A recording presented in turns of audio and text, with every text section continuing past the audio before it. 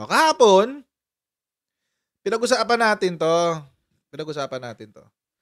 Na si Las Cañas,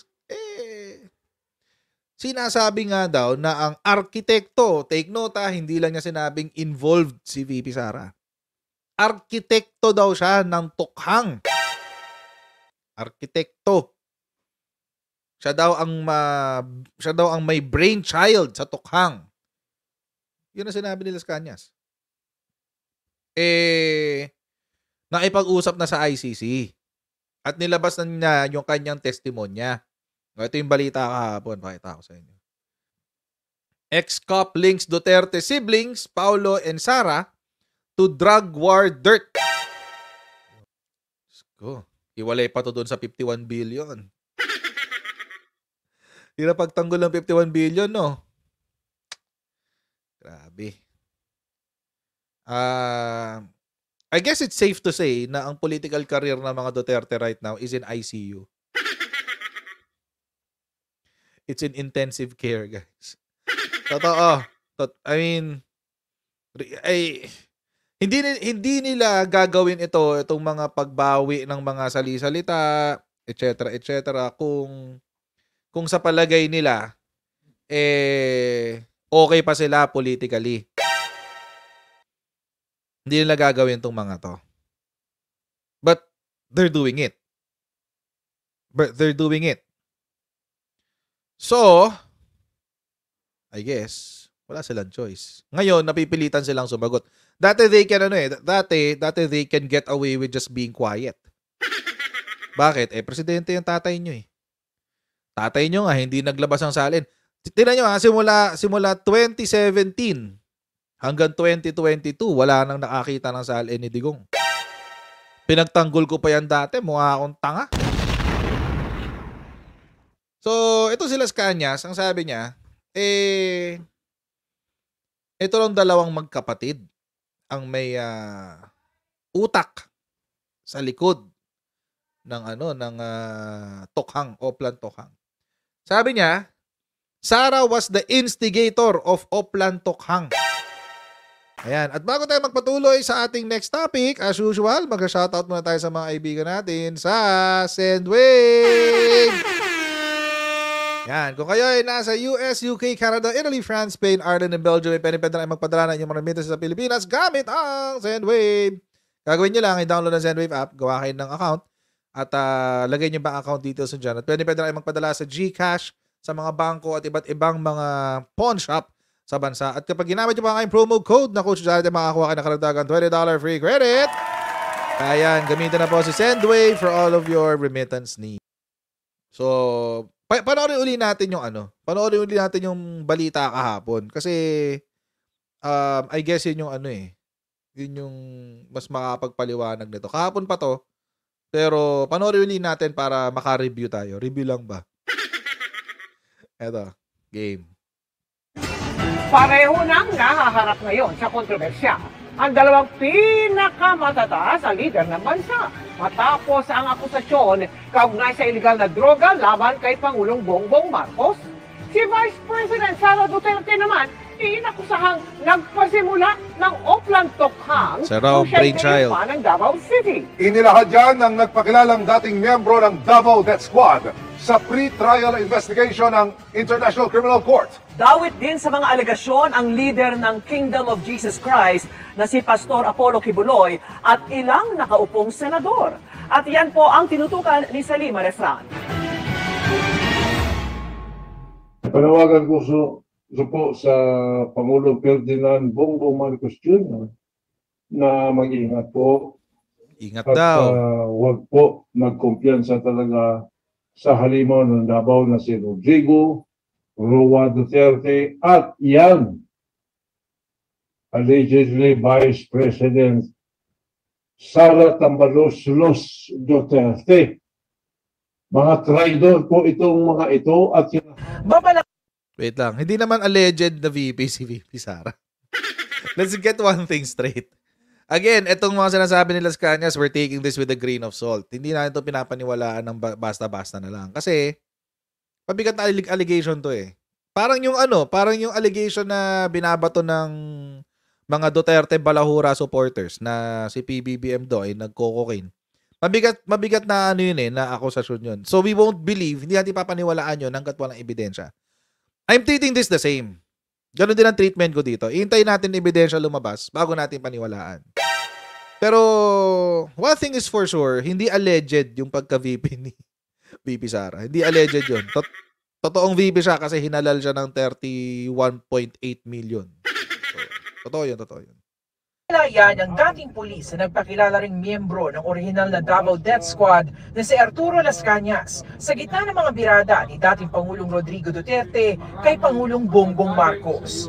Humarap si Las Cañas sa media mula sa di binanggit na lugar sa labas sa bansa kung saan natapos na ang pre-trial investigation sa kanya ng International Criminal Court Office of the Prosecutor.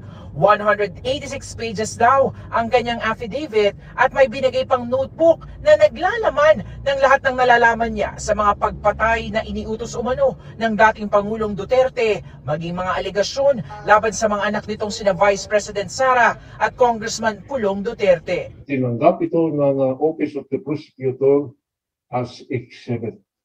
And meron ako mga graph na ginawa ko about the DDS in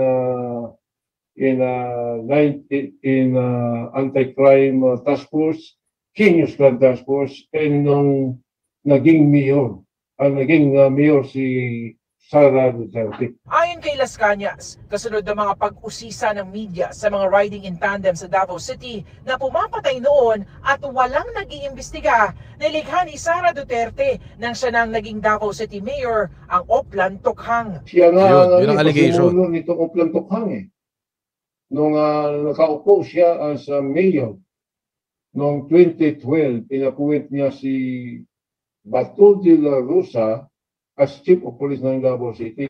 Sinabi sa akin ni Bato de la Rosa na nag-craft sila ng panibago ngayong extrajudicial killing na campaign against illegal drug, in which is Tok Hangyo, meaning Tokhang, mga target personalities illegal drug, labi na mga, lalo pa mga gumagamit ng shabu at nagbibinta. Sabi niya, kinapan ninyo ilubong ninyo ang target para ang kaso missing person lang. Tinanong si Las Cañas kung ilan sa tingin niyang napatay sa Tokhang sa Davao noon. Sa Laon Quarry lang po, sa estimation ko lang, meron pong mga more or less 3,000. Pero ang total damage o napatay sa Davao City, yung nakita at saka yung missing, more or less 10,000. Hiwalay pa raw yan sa pinapatay Fantastic sa masyado yung kwento, guys, kinalaunan. Separate from Metro Manila. May nag-investigar ba dito? Wala. Nag-investigar ba yan? Si Vice President Tambalos Sara? No. Galit yan. Kalma lang, kuya. Ayan. So wag natin pag-usapan yan kasi at this point, ang sinabi ng balita, sinisikap namin kunin ang reaction doon ng Vice Presidente. May reaction na. Nag-react na si VP Sara. Anong sinabi ni VP Sara? Ito. Sara Duterte dares accusers file murder case in local court. Kaso na lang daw kayo sa Pilipinas. Kaso na lang daw kayo. Ito yung naman. Ito naman yung balita tungkol dun sa reaction niya. Panoorin natin. Wala na itong debate sa testigo at mga tao na nakapalikod sa kanya. Mag-file kayo ng kasong murder laban sa akin dito sa Pilipinas. Mag-file kayo ng kasong murder laban sa akin. Parang iba yung boses dito ni VP Sara, no? Parang may pagka-Minnie Mouse yung dating. Ba't kaya inedit yung boses, no? Wala na itong debate. Ayun, no? Parang medyo high pitch ng konti, no? Sa testigo at mga tao na nakapalikod sa kanya. Mag-file kayo ng kasong murder laban sa akin dito sa Pilipinas. Mag-file kayo ng kasong murder laban sa akin. Ito ang matapang na pahayag ni Vice President Sara Duterte sa mga nag-aakusa sa kanyang sangkot siya sa Oplan Tokhang at Davao Death Squad o DDS. Ayon sa Vice Presidente, sa buong buhay niya ng pagiging public servant, ngayon lamang siya nadawit sa Oplan Tukhang at ipinipilit na maidawit bilang akusado sa International Criminal Court o ICC. Sa mga taon na nagsilbi ako bilang Vice Mayor at Mayor ng Davao City, ni minsan ay hindi naugnay ang aking pangalan sa isyong ito. Bigla na lang nagkaroon ng testigo laban sa akin nang mahalal ako na Vice President. At kabilang na nga ako ngayon sa mga akusado sa International Criminal Court. Ginawa ni VP Sara ang pahayag matapos ang akusasyon ng dating pulis at self-confessed Davao Death Squad o DDS member na si Arturo Las Cañas na utak umano ang Vice President ng Oplan Tukhang. Muli namang iginiit ni Vice President Duterte na paglapastangan sa ating soberanya at sa karangalan ng Pilipinas ang pagpupumilit ng ICC na pakialaman ang justice system ng bansa. Nanawagan naman si House Deputy Minority Leader at ACT Teachers Party List Representative Franz Castro sa liderato ng Kamara na imbestigahan ng umano'y kaugnayan ni Vice President Duterte sa drug killings. Anya, nakakabahalang manisangkot ang isang kalihim ng Education Department sa matitinding aligasyon. Ayon sa mambabatas, hindi nakapagtataka kung bakit ayaw makipagtulungan ng Vice Presidente sa ICC. Well, kapag nag-file na kami ng resolutions o mag-imbestiga ang Kongreso, wala siyang choice kasi in aid of legislation naman or eto kasi this involves din yung human rights, no? Anong legislation na may lalabas niya?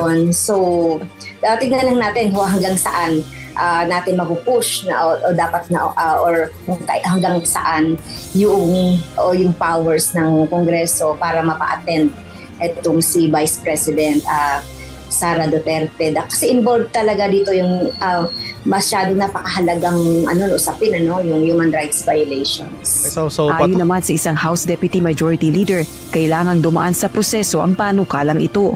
There are other matters that we need to look into. So depende siguro, dadaan pa yan sa House rules sa committee level. Rosalie Coz, UNTV News and Rescue. Diyos ang aming sandigan, serbisyo publiko ang aming pinahahalagahan. Tama naman si si Tulfo doon. Na hindi basta-basta 'yon. Teka, puntahan natin yung sinabi ni Frank Castro. Saan 'yun? Yan. Sabi ni Frank, "No one is above the law." Yan, sabi niya. Galing, oh. Biglang bida-bida tong komunista na to. biglang bida-bida tong komunista na to, ah. Kalmahan mo lang, girl. Sabi niya. It's no wonder that VP Duterte's position is not to cooperate with the ICC because it would seem that she herself is involved with the drug killings and not just her father. Ito yung problema sa mga komunista na ito eh. Hindi mo tuloy makita yung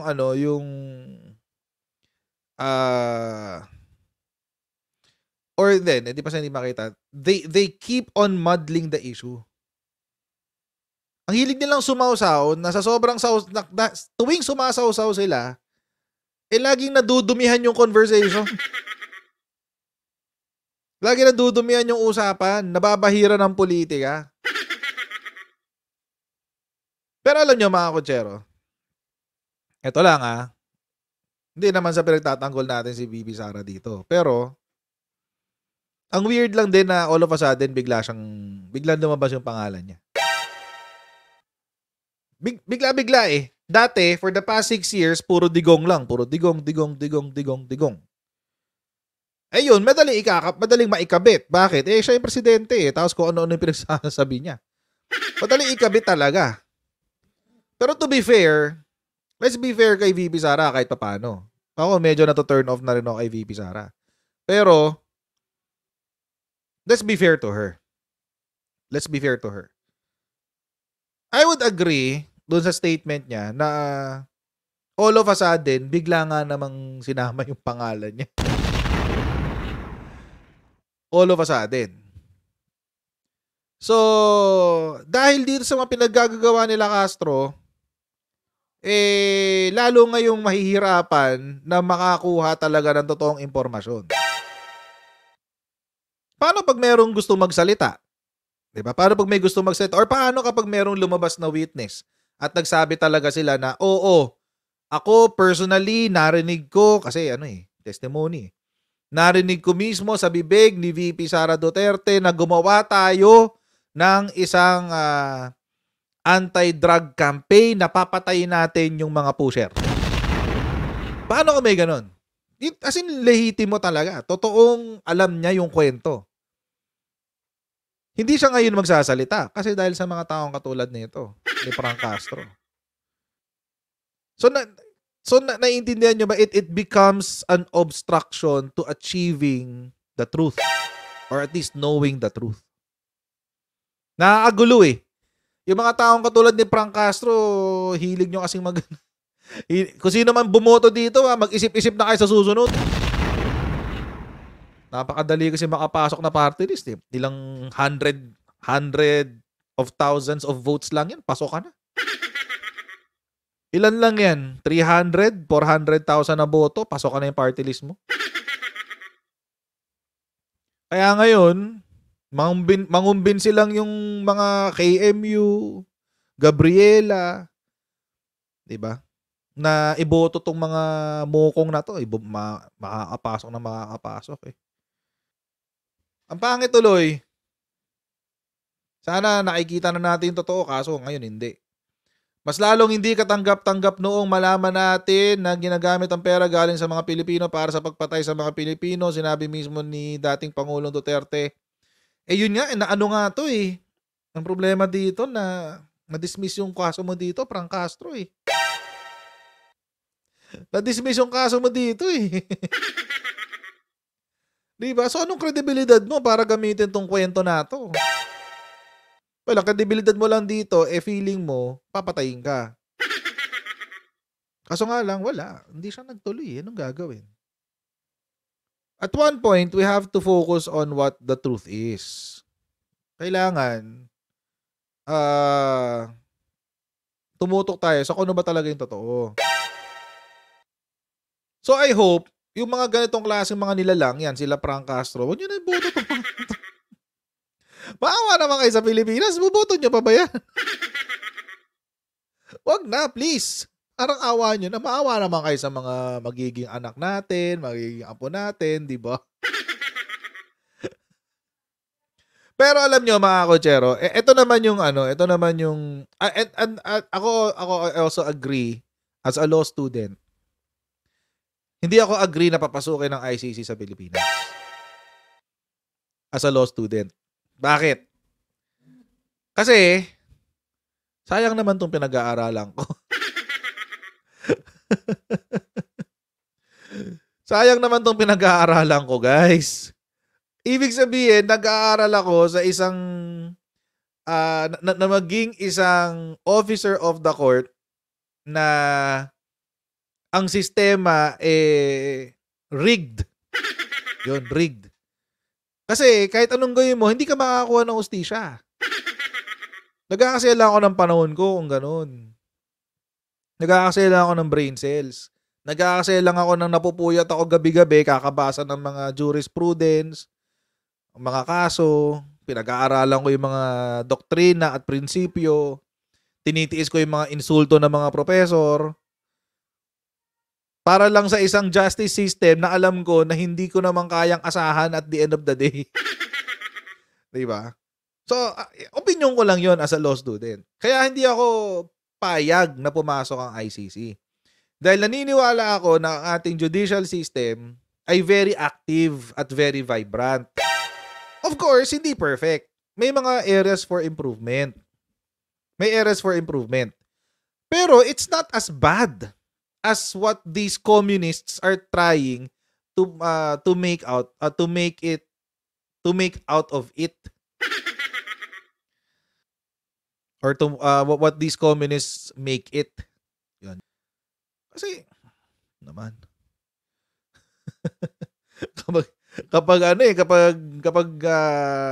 pag wala kang tibay ng loob sa law school, kinabukasan magda-drop ka na eh. Kailangan talaga dyan, tigasan at pamanhiran ng puso eh.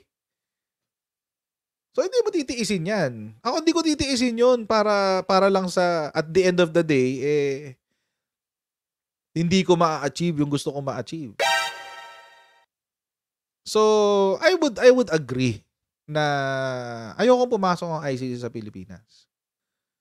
But, a sincere investigation into the war on drugs should happen. Kailangan talaga mangyari yan. And, I would agree kay VP Sara sa mga umaakusa sa kanya, and matagal ko na rin sinasabi to. Noon pa. Magkaso na kayo sa Philippine Court. Magkaso na kayo sa Philippine Court. What's stopping you? May mga backer kayo, di ba? Ang backer nyo, mga politiko, ang backer nyo, mga non-profit organizations, etc. etc. Sabi nyo, meron naman kayong mga ebidensya, etc. etc. Mag-file na kayo ng kaso. Ito si Las Cañas. Pauwiin nyo ng Pilipinas, gawin yung witness dito sa ating bansa. Pasubina nyo kung nasaan man siya nagtatago. Pero ang balita, sa Hong Kong lang daw Hong Kong. Basta dito lang sa Asia. Malapit lang. Tapos may nagbabayad ng may nagbabayad sa kanya ng pang-araw-araw niya. Parang monthly allowance, ganun. Yun yung chismis. Saan ko ba nabasa yun? Nabasa ko yun isang beses eh. Kay kay Jude Sabio, yung pag-withdraw ng ni Jude Sabio sa ICC. Doon niya yata yung sinabi. Isa siya doon sa mga tao na hindi na nakakuha ng allowance kay Trillanes. Kaya niya in-out. In-out niya si Trillanes. Sabi niya gawa-gawa lang daw talaga yung kaso. Si Jude Sabio, mga kochero, siya yung abogado na nag-file ng kaso ng war on drugs. Kasama si Trillanes sa ICC. So, yun. Or, pwede naman siya mag-testify abroad. Wala namang pumipigil dun eh. Pwede naman siya mag-testify abroad. O kung nasa abroad siya, mag-livestream siya. Or iimbatahan siya ng court mismo, ibibigyan siya ng Zoom link para makapag-testify siya. In open court. Pwede naman yun eh. Pwede naman yun. So, to some degree, I agree dito sa sinabi nila. Mag-file na kayo ng kaso. Pero again, mga kochero, hindi ako official interpreter ng mga Duterte. So, kung gusto nyo makarinig ng mas pasok dun sa paniniwala nyo at sa biases nyo sa mga nagmamahal sa pamilyang Duterte, puntahan nyo yung mga yung official interpreters nila. Di ba? Kasi ako nag-o-obserba lang ako sa labas. Yeah, yun. Malapit lang siya. Si Attorney Jude Sabio yung nagsabi na nakaka-receive daw sila ng allowance galing kay Trillanes. Tapos natigil daw yun.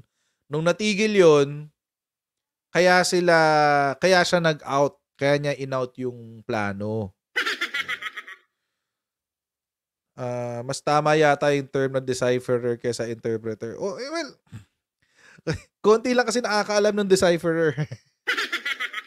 Tsaka mas mas marami kasi nakakaalam ng salitang interpreter. Kaya natin ganun. Anyway.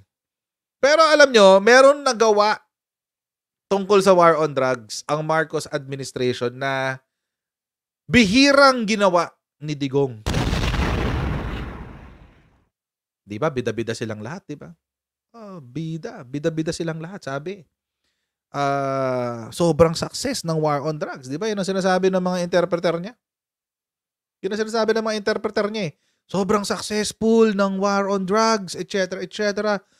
Kaya nga nung bumaba si mahal naming Presidente Duterte, ganun sila magsalita eh, di ba?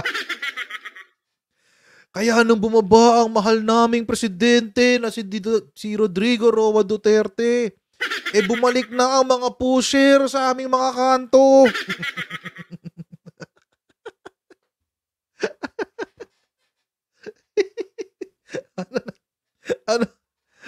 Di ba ganun sila magsalita? Merong nagawa ang Marcos administration tungkol sa war on drugs na bihira if nagawa man. Kasi never ko nabalitaan na nagawa. Na ginawa ng Marcos administration. Ito yung ginawa. Nakipag-usap mismo sila sa UN. UN rapporteur na ipagpulong kay Bersamin sa Malacanang.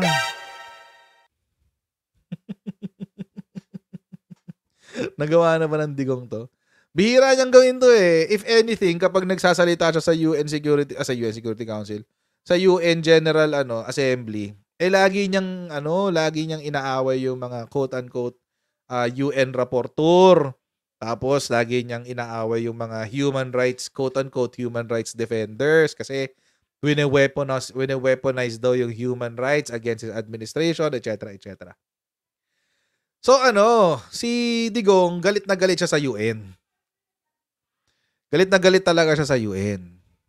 Ngayon, kaya bihira siya maipag-usap sa mga raportor. In fact, ilang beses siya siyang sinabihan. Teka, kunin ko nga yung UN rapporteur. Ilang beses siya siyang inaway. At ilang beses din niyang inaway ang mga UN rapporteur. For example, ito. Ito galing kay Krappler. Siyempre, galit kay Digong to. Sabi, Duterte threatens to slap UN rapporteur if she probes drug war. Sampaling ko yan.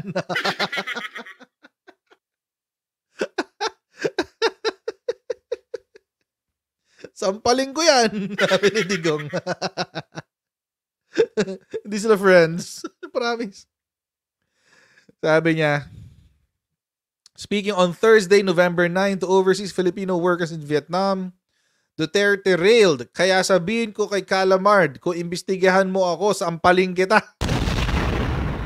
I will slap her in front of you. Why? Because you are insulting me.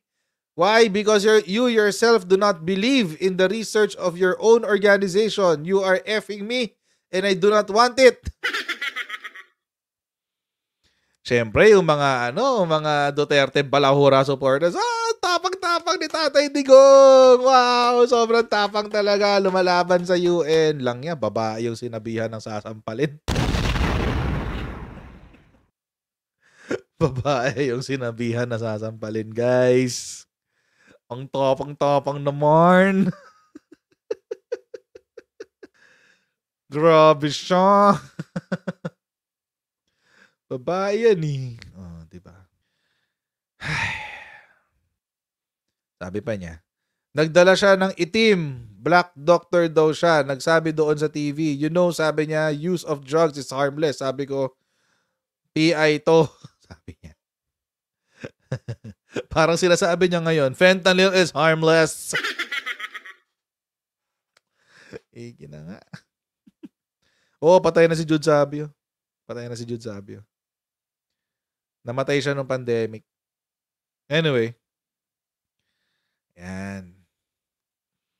So, nung si Digong, pag-usapan UN rapporteur, etc., inaaway niya yan. Hindi lang to first time. Maraming beses yan.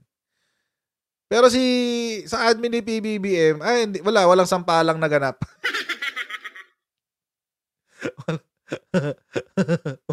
walang sampalang naganap, guys.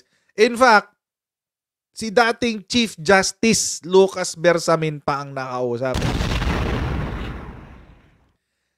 Siya pa ang kumausap, guys. Welcome na welcome ang UN Human Rights Commission sa Pilipinas. Bakit? Wala naman tayong dapat itago eh. Meron ba tayong dapat itago pagdating sa treatment natin ng human rights? Wala. Ngayong panahon ni PBBM, meron bang human rights violations kayo na nakikita? Pagdating sa war on drugs, wala. May mga patay ba? Meron. Pero mga lehitimong engkwentro. Di katulad ng previous administration, 6,000 total. 6,000, guys. Kung isa-spread out mo yun sa 6 na taon ni Digong, that's 1,000 per year.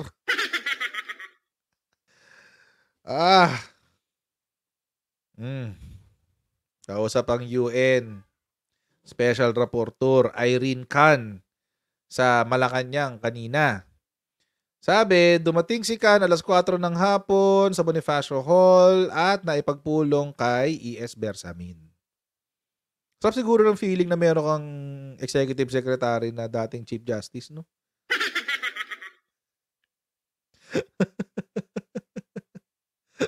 Diba?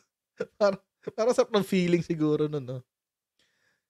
Si Khan ay nasa Pilipinas para tignan ang sitwasyon na may kinalaman sa human rights. Naipagpulong ito sa mga opisyal mula sa 3 sangay ng gobyerno at binisita ang ilang nakakulong na human rights defenders sa Tacloban City. Well, kung yung mga tinatawag na human rights defenders, I will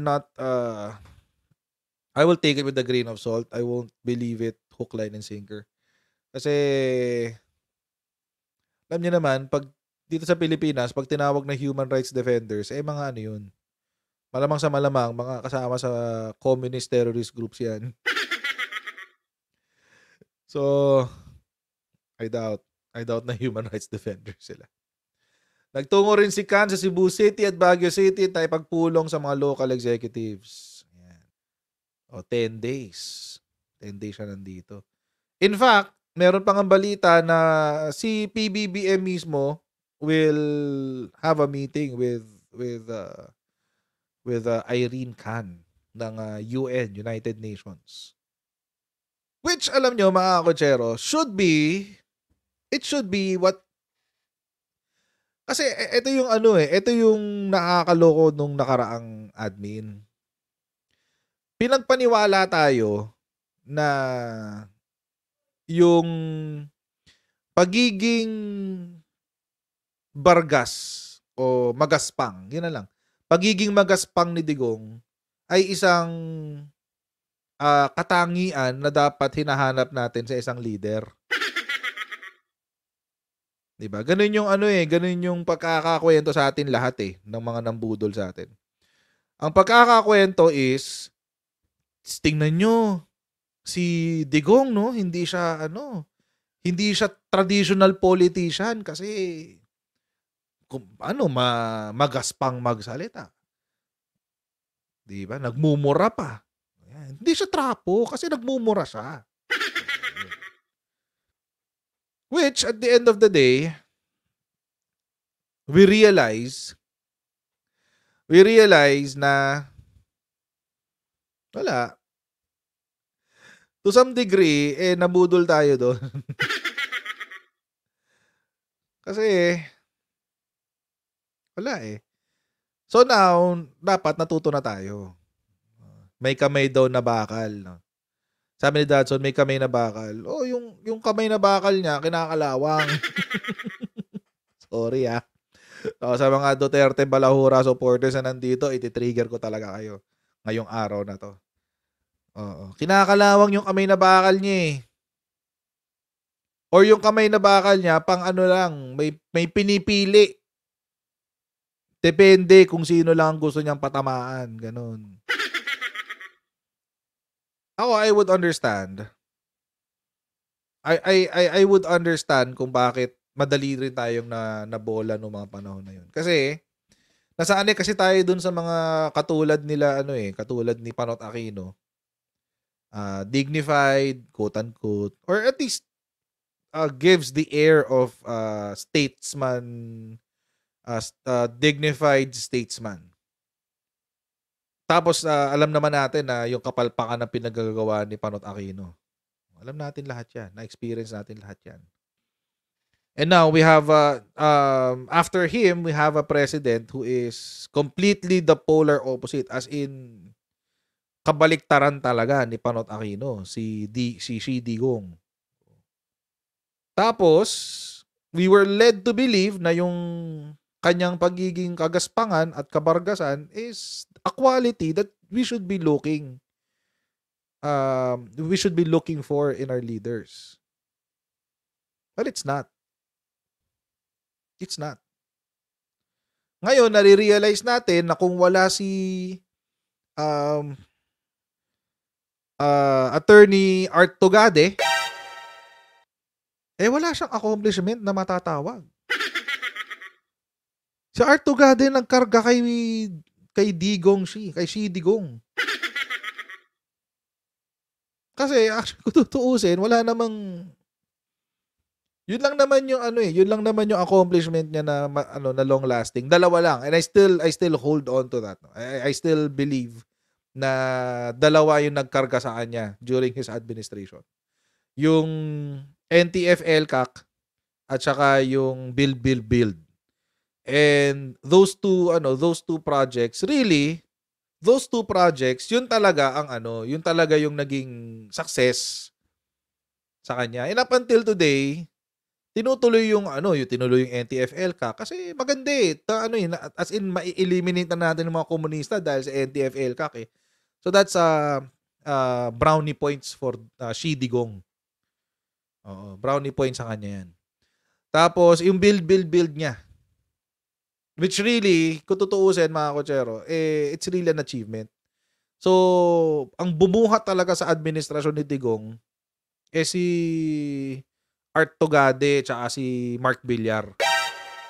Kasi sila yung humawak ng build eh. Tsaka kung sino man yung namuno ng NTF-ELCAC, yun.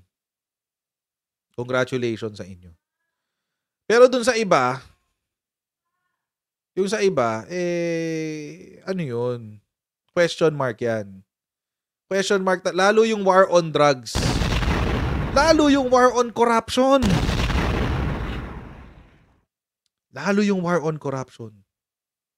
Grabe yun. Yung war on drugs. Etong war on drugs, ito lang yung pinakamaingay eh. Pero baka nakakalimutan nyo na dalawa yung kanyang tinatarget nun. In 3 to 6 months, walang drugs at walang corruption. Alala nyo yun? Ano nangyari? Department of Agriculture? Ano nangyari, DOH? Diba? Ano nangyari, DepEd? Imagine, pati DepEd! Guys. Pati DepEd. Nakihalo dyan sa na yan. Yung overpriced camera, tapos yung overpriced na laptop. Ano nangyari? Tapos ngayon, sasabog yung 51 billion ni Pulong. So, mga kotsero, hanggang dito lang po muna tayo, ha? Huwag niyo pong kalimutan mag-like, mag-share, at mag-subscribe sa Coach Jared YouTube channel. At magkita-kita po tayo bukas muli sa Coach Jared Live. God bless you. And see you next time, guys. Bye!